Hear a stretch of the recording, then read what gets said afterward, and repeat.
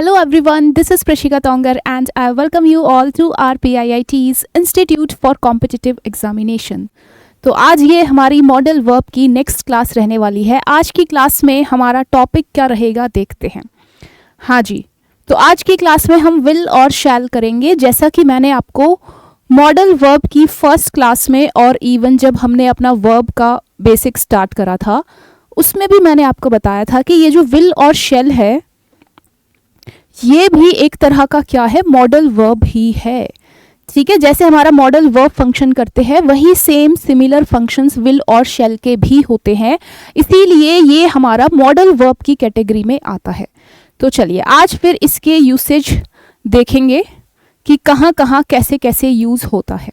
तो सबसे पहले शैल का देखते हैं, है ना भाई। आप सबने शैल विल फ्यूचर टेंस में पढ़ा होगा, सुना होगा, यूज़ करा होगा, बट थोड़ा सा कन्फ्यूजन रहता है कि कहाँ पर हम शैल का यूज़ करते हैं, कहाँ पर हम विल का यूज़ करते हैं। तो आज की ये क्लास आपका उसी कन्फ्यूजन को दूर करने के लिए टारगेट करी गई है। ओके, तो चलिए सबसे पहले स्टार्ट करते हैं शैल से।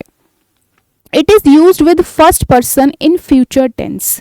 जो हमारा शैल है ना, इसका बेसिकली यूज़ क्या है, ये हमारा फर्स्ट पर्सन प्रोनाउन के साथ यूज़ करा जाता है फ्यूचर टेंस में। ठीक है, ये तो आपको पता है कि विल और शैल दोनों का यूज़ हम कहाँ करते हैं, फ्यूचर टेंस में करते हैं। और फ्यूचर टेंस में भी जो फर्स्ट पर्सन प्रोनाउंस है उनके साथ हम शैल का यूज़ करेंगे। जैसे एग्जाम्पल देखिए, आई शैल कम टू मीट यू, कि भाई मैं तुमसे मिलने आऊँगा, फ्यूचर की बात कर रहे हैं हम। We shall complete this work together, कि हम मिलकर इस काम को, इस टास्क को कंप्लीट करेंगे। अब थोड़ा सा आपको first person, second person, third person भी बता देते हैं। ठीक है भाई,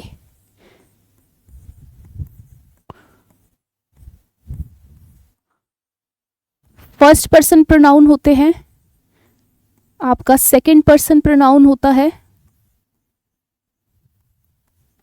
और आपका थर्ड पर्सन प्रोनाउन होता है। राइट अब देखिए, इसको हम थोड़ा सा ऐसे डिवाइड कर सकते हैं। फर्स्ट पर्सन वो होता है जो बोल रहा है, जो स्पीकर है। राइट, सेकंड पर्सन को हम लिसनर बोलते हैं, जो सुन रहा है। और थर्ड पर्सन वो होता है जिसके बारे में बात करी जा रही है। ओके, तो फर्स्ट पर्सन प्रोनाउन में आता है आपका, सीधी सी बात है भाई, मैं बात कर रही हूं तो आई आएगा, ये हमारा सिंगुलर वाला है। और प्लूरल में आएगा वी, हम। सेकेंड पर्सन में आपका सिंगुलर प्लूरल दोनों ही आपका क्या रहेगा, यू रहेगा। एंड थर्ड पर्सन में फिर आपका क्या आएगा, ही। राइट, आपका शी, लड़के के लिए ही, लड़कियों के लिए शी, या फिर कोई भी इंसान, किसी का भी नाम आ गया, राम आ गया, रानी आ गई, श्याम आ गया।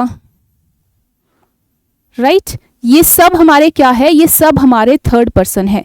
और इसमें दे, हाँ जी, प्लूरल में क्या आएगा, प्लूरल में आएगा आपका दे। क्लियर हुआ आपको थोड़ा सा फर्स्ट पर्सन, सेकंड पर्सन और थर्ड पर्सन का आइडिया लगा? आई होप लगा होगा। ठीक है, बाकी देखिए जब हम अपना प्रोनाउन कवर करेंगे उसमें हम ये अच्छे से कवर करेंगे। ओके, तो ये क्लास हमारी प्रोनाउन की नहीं है, टॉपिक से हमें भटकना नहीं है, टॉपिक पर मतलब टॉपिक पे एकदम सटीक रहना है। बाकी जो टॉपिक के रिगार्डिंग जो इन्फॉर्मेशन है, जो आपको टॉपिक को समझने के लिए ज़रूरी है, वो मैं आपको साथ के साथ देते हुए चलूँगी। ओके, तो फर्स्ट पर्सन में हमारा क्या आता है, आई और वी आता है। इसको हम जनरली क्या बोलते हैं, जो बोल रहा है। ठीक है, जो बातें कर रहा है, यानी कि हम खुद, आई वी। ओके, सेकेंड पर्सन जिससे हम बात कर रहे हैं। एंड थर्ड पर्सन में आता है जनरली जिसके बारे में बात करी जा रही है। Okay, so first person, second person, third person. तो फर्स्ट पर्सन के साथ फ्यूचर टेंस में हम क्या यूज करेंगे, हम शैल यूज करेंगे। ये चीज आपको क्लियर हुई? It is use with first person in future tense. Okay, ये इसका फर्स्ट यूज है। आगे चलते हैं, अब विल का भी देख लो भाई। फर्स्ट पर्सन के साथ तो हमारा शैल आ गया, तो सिंपल सी बात है, फिर जो बचा सेकंड और थर्ड, इसके साथ हम क्या यूज करेंगे, इसके साथ फिर हम विल यूज करेंगे। You will come Delhi, Ram will work hard for this work. Okay, Ram will work hard for this project या फिर for this task.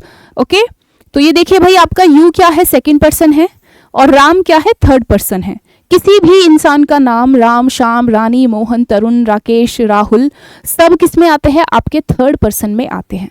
Okay, so for first person we will use shall, and for second and third person we will use will in future tense, है ना। अब ये तो मुझे बार बार बताने की जरूरत नहीं है, क्योंकि विल और शेल का यूज फ्यूचर टेंस में ही होता है। ओके, अब ये जरा 4 एग्जाम्पल देखिए। I will come to meet you, we will finish this project, will I go, shall I go।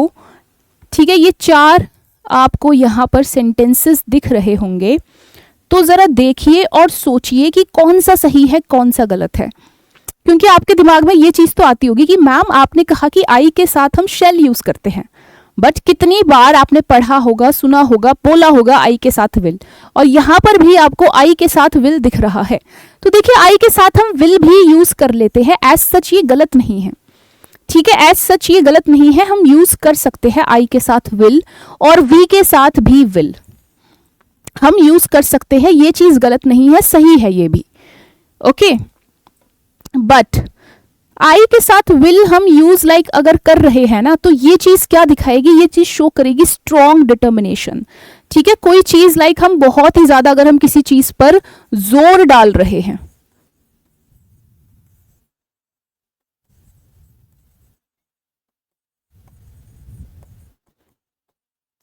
Okay, clear हुआ, समझ आया। तो आई के साथ, वी के साथ हम विल भी यूज कर सकते हैं, शैल भी यूज कर सकते हैं, दोनों ही अपनी जगह क्या है, सही है। बट अब जरा ये वाले 2 एग्जाम्पल देखिए, विल आई गो, शैल आई गो, क्या ये दोनों सही है?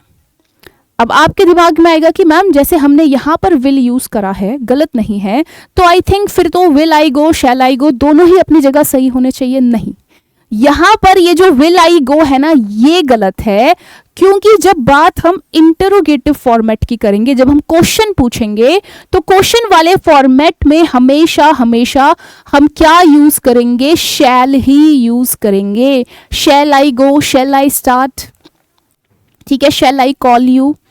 क्लियर हुआ, समझ आया? एक बार फिर से रिपीट करें मैंने क्या बोला, सिंपल सी बात है, ज्यादा कॉम्प्लिकेटेड नहीं करना अपने माइंड में। ये जो हमारा फर्स्ट पर्सन है आई और वी, जनरली जो रूल कहता है वो ये कहता है कि ये अपने साथ शैल लेंगे, ठीक है, इन फ्यूचर टेंस, बट हम इनके साथ विल भी यूज कर सकते हैं, ऐसा कोई गलत नहीं होगा। जनरली हम विल यूज करते हैं और सही ही माना जाता है। अगर हमें अपनी बात पर जोर देना है, हमें अपनी बात को स्ट्रांगली रखना है, तो उस सेंस में हम विल का यूज ज्यादा करते हैं। ओके, तो ये भी सही है अपनी जगह, ये भी सही है, बट दिक्कत क्या है, दिक्कत ये है कि जब हम क्वेश्चन पूछेंगे इंटरोगेटिव सेंटेंस में,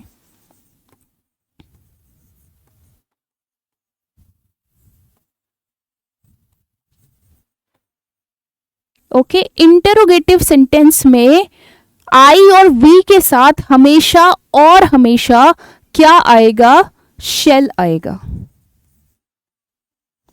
ठीक है, अगर इंटरोगेटिव सेंटेंस में आपने आई और वी के साथ विल यूज करा तो वो बिल्कुल गलत हो जाएगा, बट जनरल सेंटेंस में आप विल भी यूज कर सकते हैं, शैल भी यूज कर सकते हैं, अपनी जगह बिल्कुल सही है, कोई भी दिक्कत नहीं है।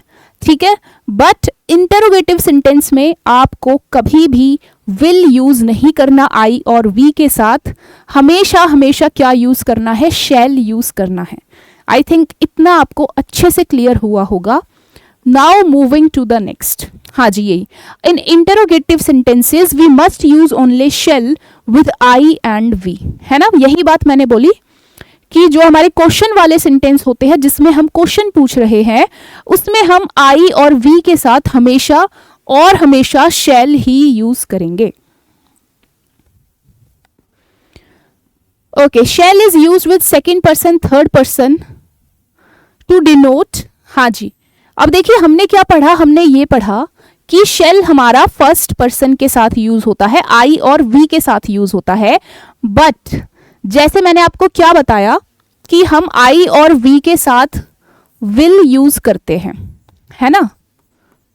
अगर हमें अपनी बात पर जोर डालना है, अगर हमें अपनी बात को स्ट्रांगली रखना है, अपना strong will, strong determination show करना है, तो हम आई और वी के साथ विल यूज करते हैं, राइट। सिमिलरली उसी केस के साथ सेकंड और थर्ड पर्सन के साथ भी हम शैल यूज कर सकते हैं। किन सिचुएशन में जरा देखिए, you shall leave at once, जब हम किसी को ऑर्डर देंगे या कमांड देंगे कि भाई एक बार में यहां से निकल जाओ, ओके। तो ऑर्डर और कमांड की सेंस में हम सेकंड और थर्ड पर्सन के साथ शैल यूज करेंगे। You shall leave at once, कि एक बार में यहां से दफा हो, यहां से निकलो। सेकंड पढ़ेंगे, you shall have my full support no matter what happens. हाँ जी, अब यहां पर आपको क्या सेंस आ रहा है कि you shall have my full support no matter what happens.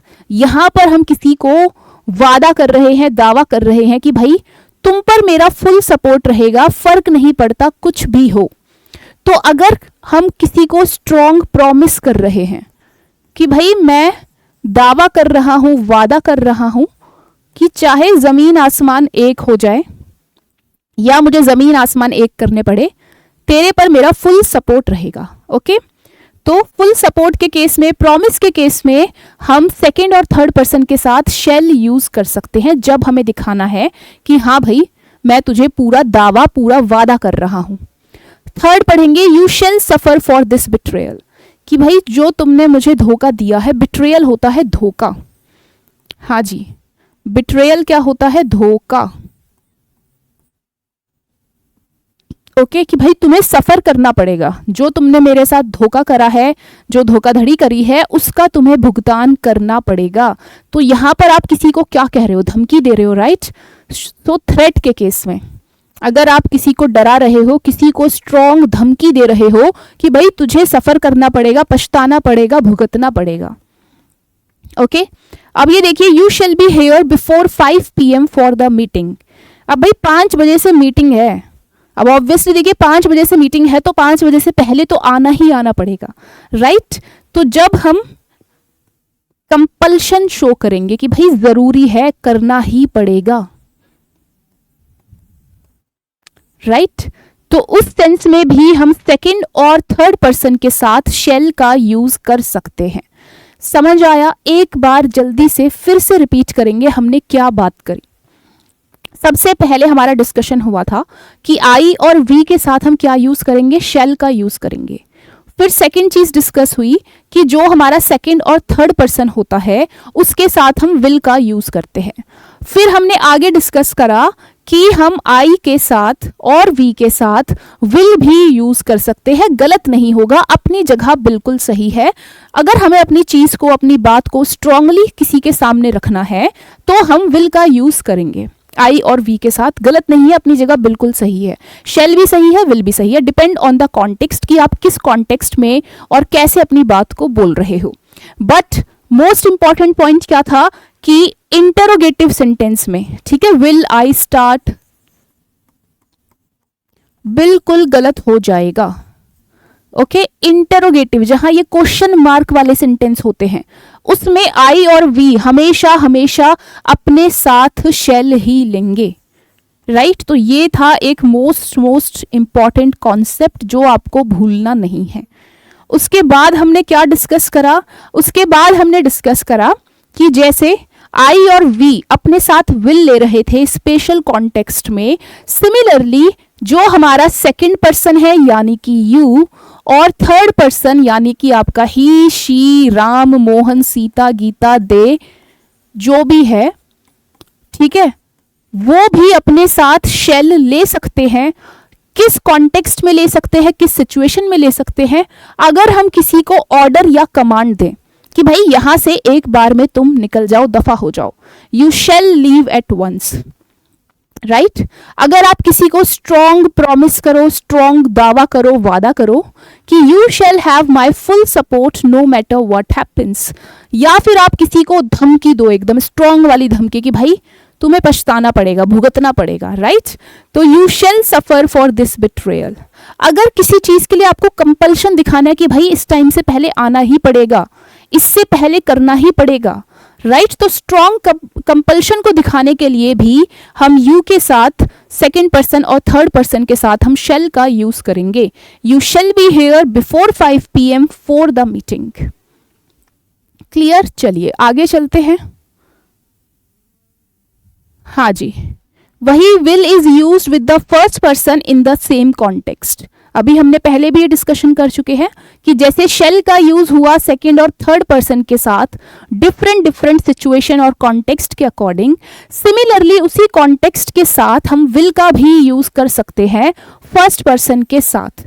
Now read the sentence, I will work hard and score good marks. अब यहाँ पर हम अपनी बात पर जोर डाल रहे हैं कि भाई मैं मेहनत करूंगा और अच्छे मार्क्स लाऊंगा।